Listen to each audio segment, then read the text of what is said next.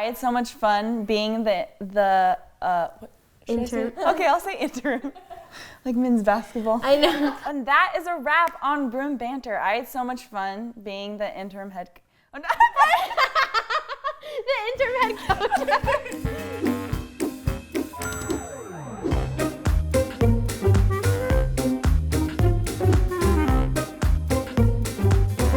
Hi, Bruin fans. Welcome to this week's unconventional Bruin Banter with your host, Kyla Ross, and our special guest, Felicia Hano. This is so odd. I'm used to sitting on that side of the couch, and now I'm on this side. Oh my gosh. Deja vu to our first Bruin Banter of the season. I know.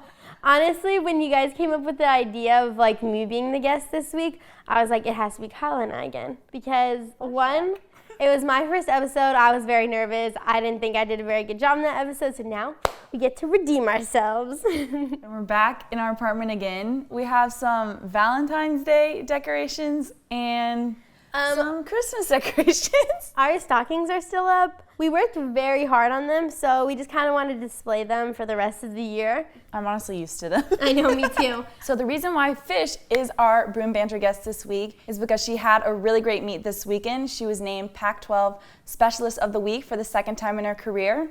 And not only me, but the rest of the Bruins had a really great meet, so let's get into the meet recap. We started the meet off on vault, and Fish had a really solid 1.5, almost sticking it and getting a 9.9. And then later on in the lineup, Kyla Ross for the second week in a row, sticking her 1.5, earning a perfect 10, this time at home.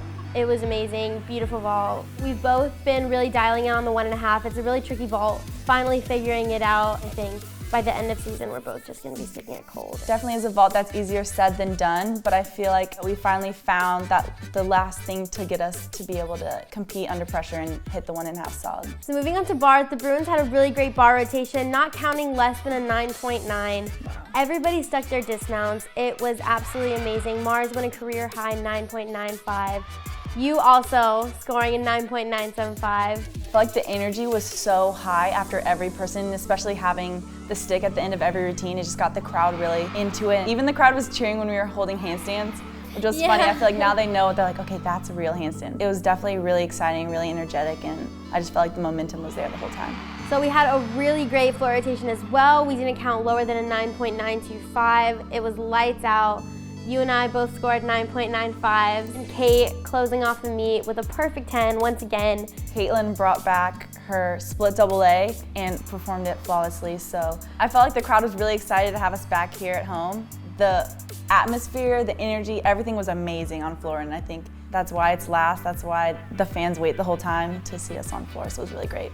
That was our first 198 of the year, so it was really exciting. Even though beam wasn't as strong as it normally is, we still were able to pull through on the rest of the 3 events and come out with the 198.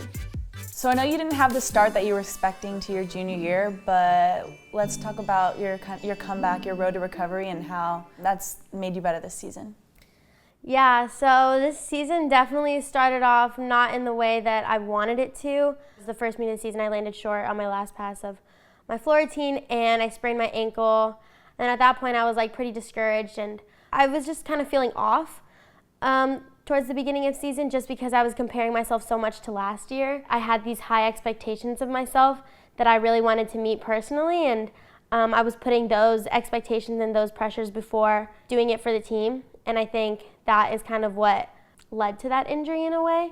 But yeah, I've been working really hard on getting my mental game to where it needs to be in order to be the best I can for the team, and my ankle's feeling good. You bounced back super quick. We missed her for those 2 meets on floor, but you came back so strong, and I feel like, yeah, your mental game has improved so much, and I feel like you've been competing so strong since. Taking care of your mental health is really important, especially when you're competing at such a high caliber level. Yeah. And then I just needed to get my mind right before it transferred to my body. Tell me how it is being back in the bar lineup. Oh my gosh, you don't even understand how excited I was. I was working so hard during the off season to break into the bar lineup, and I was so upset after Oregon State because I was like, I'm in bar lineup this weekend. I'm so excited. I've been working really hard, and then to fall, I just kind of let my nerves get to me, put too much pressure on it, and then worked really hard in the gym that next week. I was really grateful that Chris put me in the bar lineup again because I wanted that chance to redeem myself and Washington went really well, and this past meet went really well, and I'm really happy because competing bars in college is something that I never thought I was gonna do. It's so hard to crack into lineups in general at UCLA, so I'm just so ecstatic and just so happy. Yeah, well, I love having you in bar lineup, and I feel like we've been getting stronger every week on that event, so it's really awesome. Thanks. The other thing that's also new this year is that you're the host of Bruin Banter, so tell me how that feels. I was so nervous starting Bruin Banter, never done anything like this, done interviews obviously, but never have been the host of a show or anything, and I really love it. I think it's a way for me to grow, speaking in front of a camera, speaking in front of people, and I really just like sitting down and talking with just the team and talking about the meet, and it's a lot of work, but. Yeah, you've been doing an awesome job, and I feel like everyone loves the videos, and then yeah, I feel like it's helped you maybe get more organized. For sure, get more organized, planning and time management and stuff, because it takes a solid hour and a half out of a day, and I could be using that time to study, so definitely prioritizing different things. I really love your intro sequence with your little cartoon characters. I watch a lot of YouTube videos and, She does. those makeup beauty gurus. And I noticed that some of them have cartoons as their intro, and I was like, that's really cute, that's funky, that's fresh, One of Deanna's friends is a really talented artist, and she was willing to make those cartoons for me, and we kind of worked on it, all three of us together, to come up with that little cartoon version of myself. They're super cute. Twitter questions! I'm excited for this part. I've been waiting as the interim host of Bruin Banter. So the first question is from @MeganHarrison5. She said, "You seem to have really found your confidence this year and have stepped up to a leadership role. What prompted that change/growth?" I think a lot has changed, especially since my freshman year.